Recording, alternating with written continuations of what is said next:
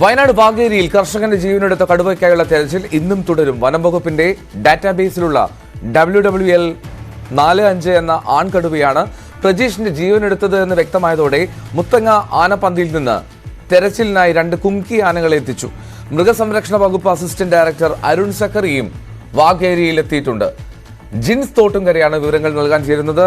ജിൻസ്, ദിവസങ്ങൾ കഴിയുന്നു ആ മരണം സംഭവിച്ചിട്ടും ഇതുവരെയും കടുവയെ പറ്റിയൊരു സൂചന പോലും ലഭിക്കുന്നില്ല എന്നാണോ?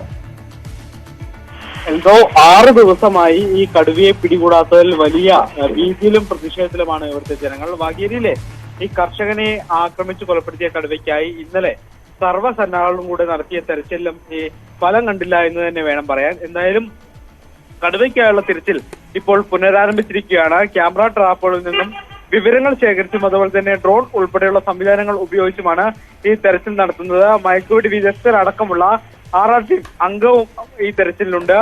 ഇന്നലെ ഇരുട്ട് വീണതോടെ ഈ പെട്രോളിംഗ് തെരച്ചിൽ അവസാനിപ്പിച്ചെങ്കിലും രാത്രിയിൽ പെട്രോളിംഗുമായി മേഖലയിൽ വനംവകുപ്പ് സംഘമുണ്ടായിരുന്നു. എന്തായാലും കടുവയ്ക്കായുള്ള തിരച്ചിലിന് ഇന്നലെ മുത്തങ്ങയിൽ നിന്നും 2 കുങ്കി ആനകളെയും എത്തിച്ചിട്ടുണ്ട്. അവയും ഇന്ന് തെരച്ചിലിനായി ഉപയോഗിക്കും. എന്തായാലും ഇന്ന് തന്നെ ഈ കടുവയെ പിടികൂടാനുള്ള സർവ്വസന്നാഹങ്ങളോടെയാണ് വനംവകുപ്പ് ഉള്ളത്.